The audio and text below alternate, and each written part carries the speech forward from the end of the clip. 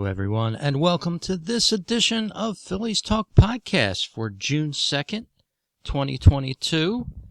And thank God May is gone for the Phillies, and we'll get to that in just a minute. I'll be flying solo on this podcast. I decided to do one early morning. I didn't want to disturb my co-host. I know he has other things to do, and me bothering him at an early hour like this wouldn't be one of them. So I'll get through this one on my own, and of course Matt Veazey will be joining us soon on another edition of Phillies Talk. Phillies just snapped a terrible 5-game losing streak. So last night they beat the Giants 6-5 on June 1st. Wave goodbye to May, and hope to never go back to that portion of the season. Again, we'll go over those numbers in just a second. Last night's play saw an interesting mix of games. The Mets blanked the Nationals and won their 6th straight. They're on a 6-game winning streak, are the Mets. But they do go out to L.A. and face the L.A. Dodgers out in L.A. So we'll have to see if they can continue their winning ways. They're putting some distance between themselves and the Phillies now, and also the Braves. The Braves are in second place. The Phillies are in third. But take a look at the Marlin scores from last night. If you're watching this on the YouTube channel, the video feed, I have it up on the screen. Marlin scored 26 runs in a doubleheader yesterday. They got beaten one game 13-12, and then they came back to beat the Colorado Rockies 14-1. So a lot of fight, a lot of offense in that Miami Marlins team. Amazing stuff there when you look at how many runs were scored during the game. As I said, the Phillies snapped their nasty losing streak last night, holding on to win 6-5. Corey Knebel got the save, and we'll talk a little bit about him later on in the podcast.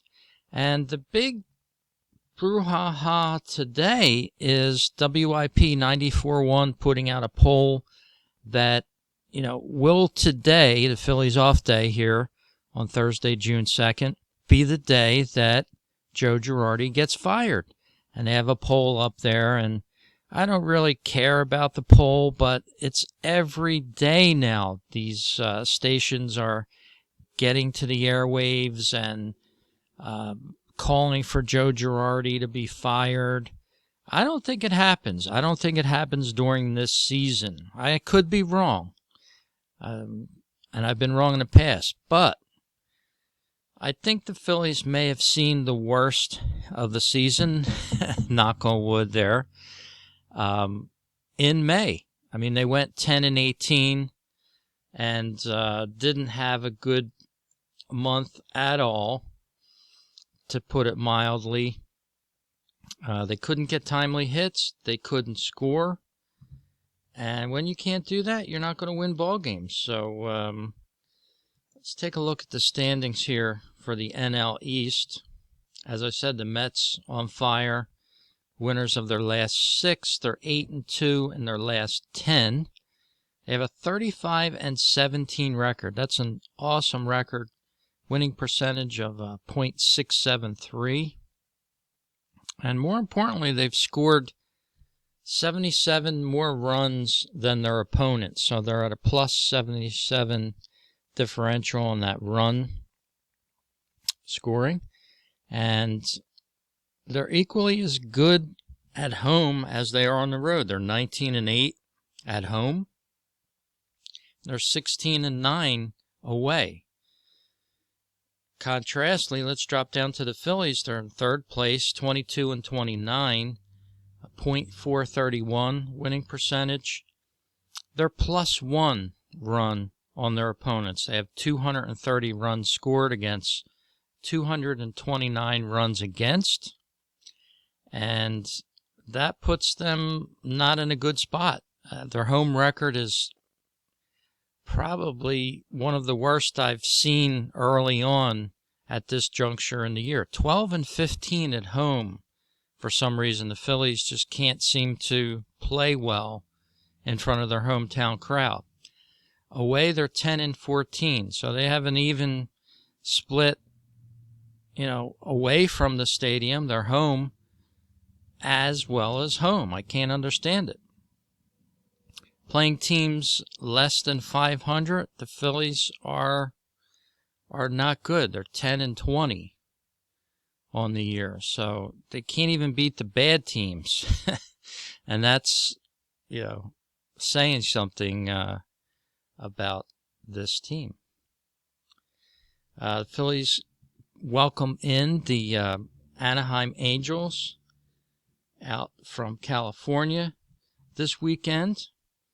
And the Angels are just moving on from New York. They played in New York. They got rained out last night in New York. They'll have to make that up. But the Angels are playing pretty good. They're 27-23, currently in second place in the AL West. And a lot of people have a feeling that this may be a playoff year for them. They haven't been in the playoffs for a while. We haven't seen Mike Trout very often in the playoffs, and I'd have to look it up to see exactly when was the last time we've seen him in the playoffs. But Shohei Ohtani, actually here I'm reading the updated information here. That game will be made up in a doubleheader, actually, today in New York. So the Angels are going to be throwing Shohei Ohtani in Game 1, which means the Phillies will miss him. Phillies will not have to face Shohei Ohtani this weekend.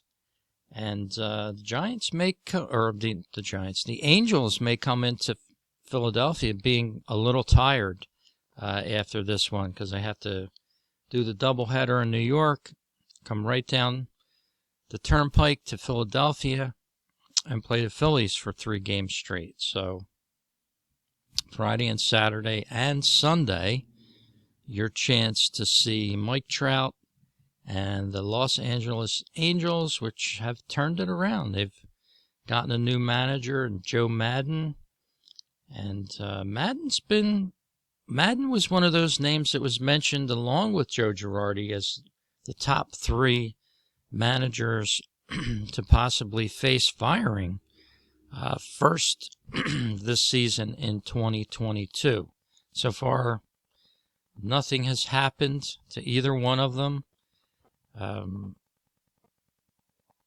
So we'll have to keep an eye out on that. Of course, we're going to know firsthand if Joe Girardi gets the boot, but I don't think you can blame Joe Girardi as much as night in, night out with his bullpen management. He's got a strange way to manage a bullpen.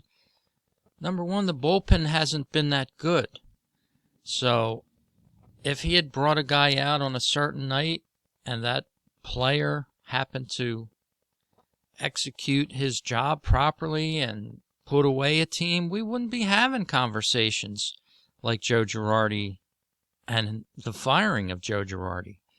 It would be turn the page. The Phillies saved the game.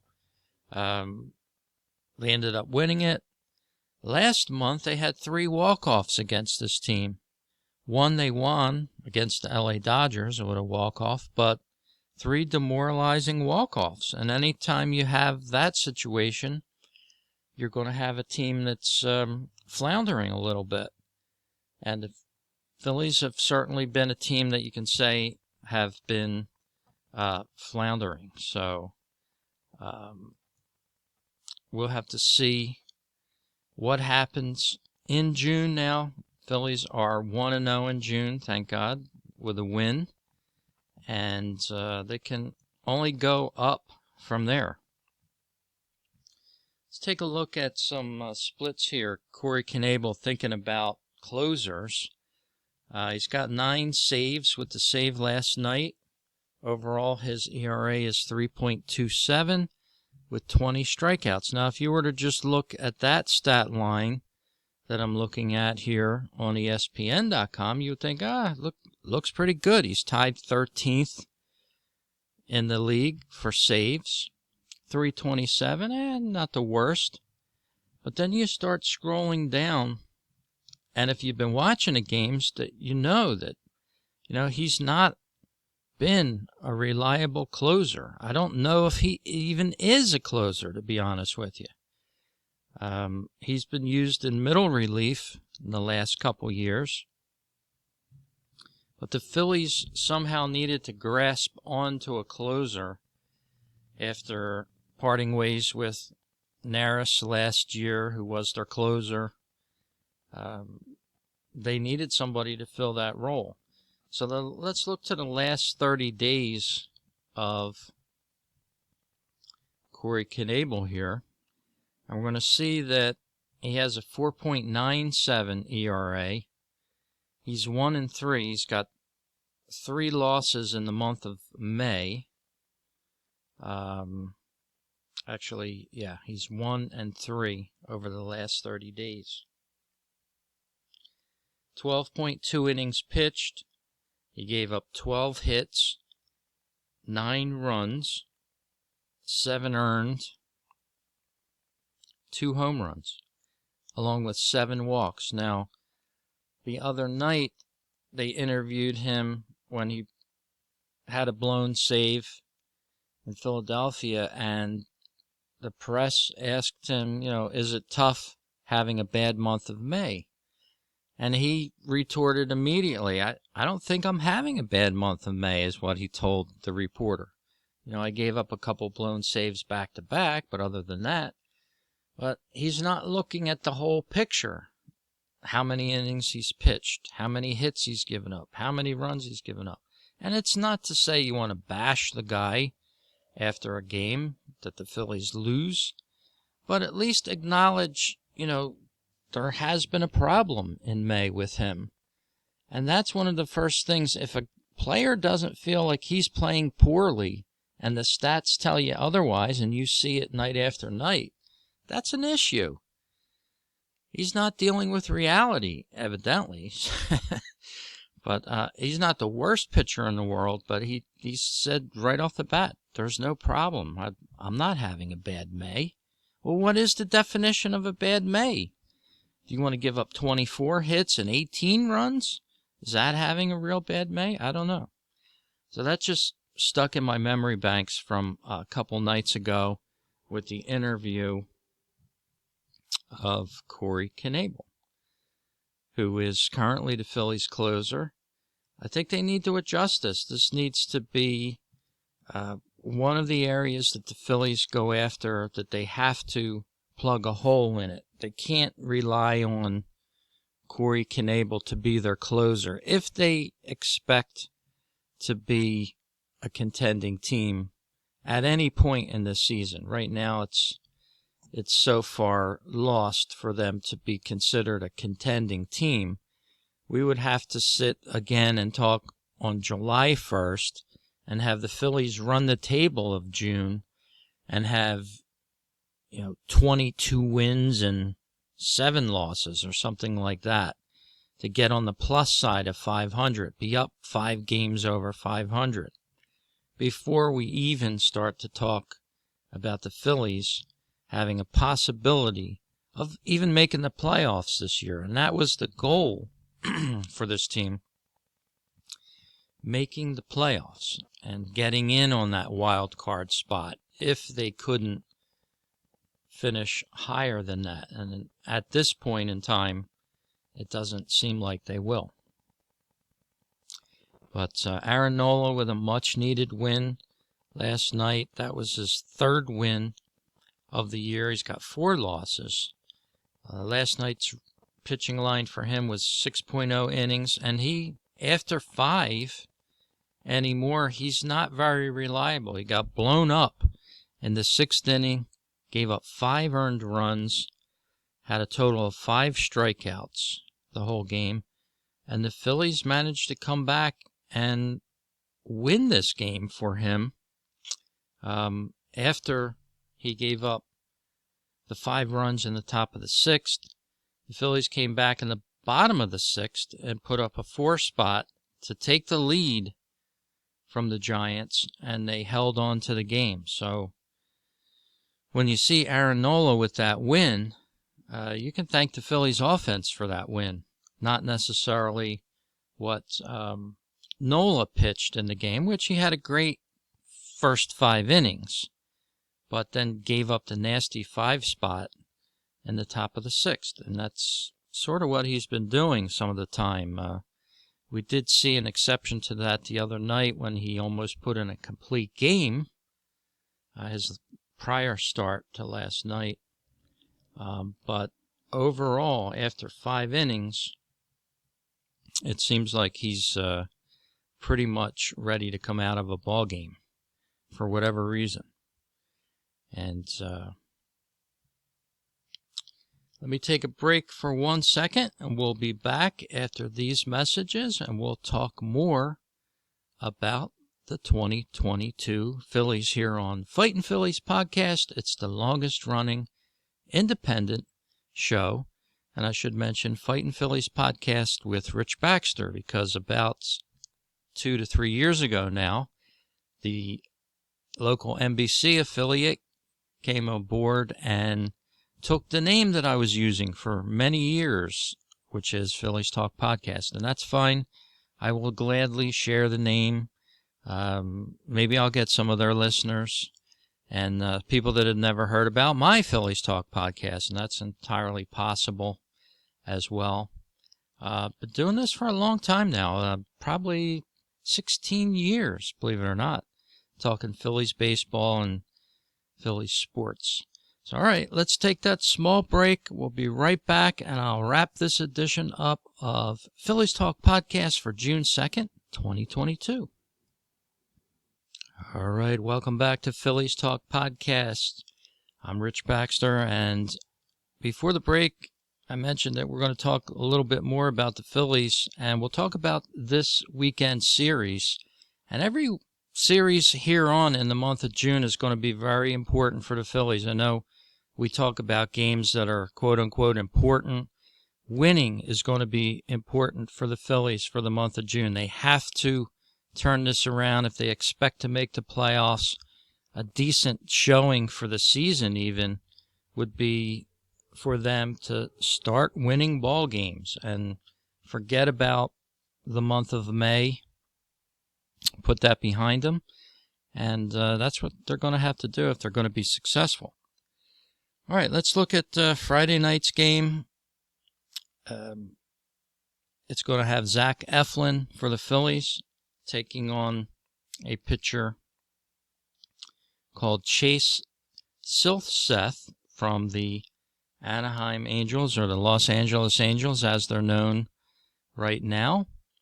The Angels are 27-23, and they're a respectable 12-10 away. And this is before their doubleheader that they're playing as I'm taping this program on Thursday, June the 2nd. They'll be playing a doubleheader in New York, so those numbers will change. But right now they're 12-10 away. The Phillies are 12-15 at home. Where does that picture go wrong at? But we welcome in Mike Trout and the Los Angeles Angels into Citizens Bank Park. And I don't know where you listen to Phillies Talk Podcast from, but locally is where Mike Trout is from, around my area of southern New Jersey and in the general vicinity anyway. I do hear stories. He was down in South Jersey.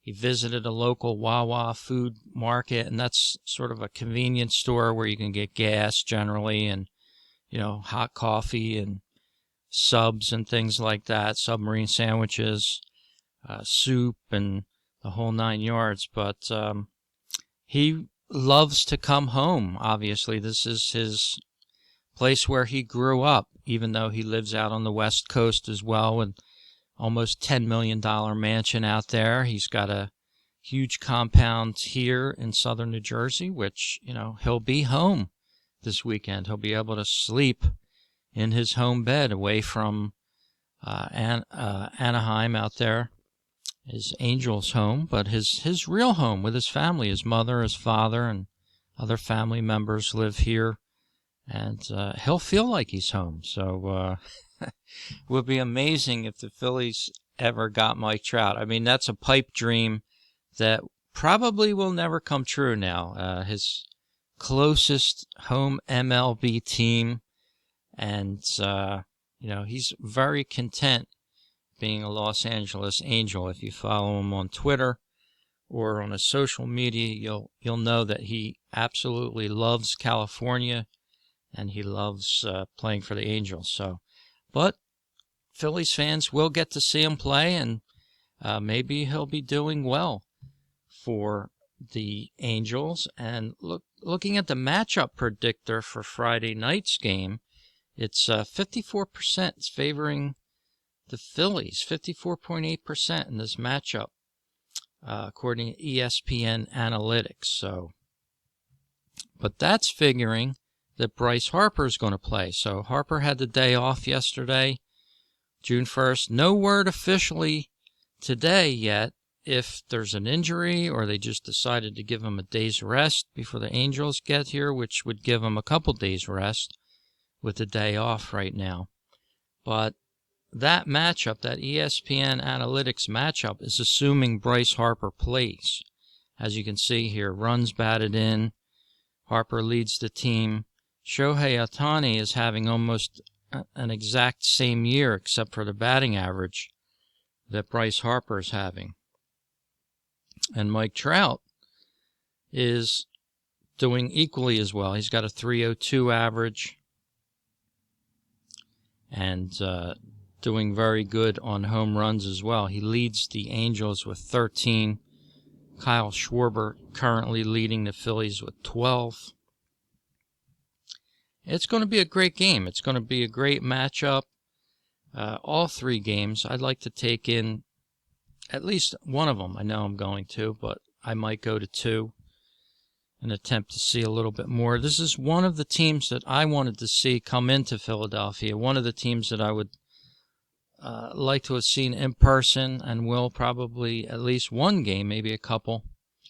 But looking back at the Angels' last 5 games here, they're on a skid, as is the Phillies. If you're watching the video feed right on the main screen here, the Phillies' last 5, they lost 4 out of 5.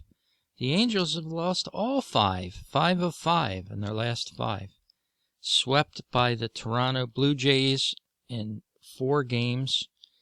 All of the games were fairly close as well. Started on May 26th with the Blue Jays and the Angels. 6-3 loss for the Angels. Next night, 4-3 loss. The next night, 6-5 loss. The next night, 11-10 loss. How would you like to have 4 games against a team where you get swept and you lose all run, by a combined total of 4 runs over 4 games? 3 of the 4 games were 1-run games. So Angels facing some fierce AL East opponents here on their road trip east here, and hopefully the Phillies will give them a tussle too. That's what they'll have to do to be successful in the month of June. And we won't be talking about Joe Girardi possibly being fired if the Phillies can keep winning. And that's going to take a small, not a miracle, but a small amount of good luck for them, so to speak, and ways that they have learned in May to lose games, to shrug that off and leave that in the past and just go forward in the month of June with a winning focus. They have to win 75% of the games of June for them to crawl back into this race and somehow get above 500. That would be the goal for June if I was managing the Phillies. Let's pull it together, get above 500, and go from there. You still have more than half of the season left. You could still do great things. Do the Phillies have to make some player movements? Possibly. And there's, opportunities for that as well over the time that the Phillies have left in this season. Do they need a new closer? In my opinion, yes. I don't think you can rely on Corey Knebel to be your closer for the rest of the season. He's demonstrated it already. He's not that kind of a pitcher. He's not an overpowering. He's got 2 pitches to his repertoire. It's a fastball and a curve. You're going to get 1 or 2 of those if you're a batter. So right now they've been teeing off on him. And he's been one of the players that I could say is not contributing as positively as he should be for the Phillies.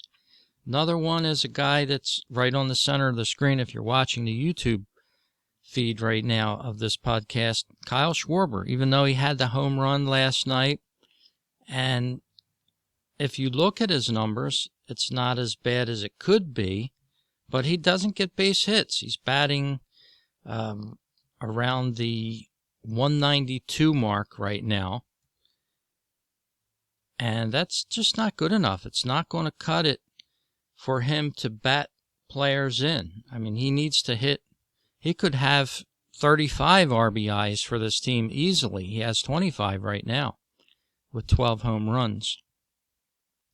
But he's got a paltry .192 batting average. That's not going to carry the day for the Phillies, and it's not going to lead to winning ball games. The Phillies are stranding so many runners on base. It's incomparable to think how many runners on base each game they strand. They can't seem to advance runners. The other night, Gene Segura attempting the bunt. He's got his whole hand around the bat. I mean, tell me the last time you've seen somebody try to bunt a ball and have his hands right in the way of where the ball's going to hit. So, yeah, he fractured a finger. Is that any surprise to anyone? It looks so stupid. You can't grasp the whole bat when you're going to bunt the ball. You have to sort of hold it from behind. Hide your fingers. The ball's going to come at that area, but I don't know. Segura must not bunt very often. And he left his fingers right in front of the ball. I mean, it's just... And then you see Nick Matan, a younger player, had a bunt last night in last night's game, and he bunted it marvelously, and he got a base hit. His fingers weren't in the way of the ball like Gene Segura's. I mean, Segura's been in this league so many years, you'd have to wonder, hey, does this guy even know how to bunt? I think the answer was probably not. No. He was called on the bunt, and he put his hands right in the way of the ball. So, been frustrating for the month of May for the Phillies. We're into June here. Off day for the Phillies. A lot of speculation whether or not Joe Girardi will be fired today. And my opinion is no. And I hope, maybe I'm wrong. Maybe you'll be listening to this podcast a couple days from June 2nd, and Girardi will have already packed his bags and left Philadelphia, and I'll look stupid. But I really don't think at this time management wants to get rid of Joe Girardi. There'll be no sense to it. If they sink further in the standings, if they go 15 or more under the first place Mets, then you may see Girardi lose his job. Then they may have to make a move. But right at this point, June 2nd, no, I don't think the Phillies fire Joe Girardi. And they can fire him at any time. It doesn't have to be conveniently on a Phillies off day. And he's not worried about it either. He's said in interviews, even though he looks a little stressed most of the time, and you're going to look stressed if you're losing ball games one after the other like the Phillies have.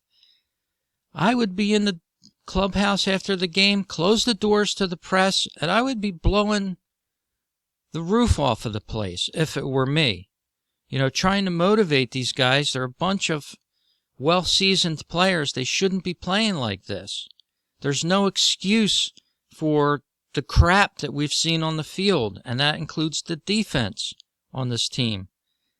Maybe they need a few blow-up meetings. They don't need a Bryce Harper controlling the clubhouse. They need Joe Girardi to go in there and blow them all up and act like he's very mad at the way they're playing. They need to change it.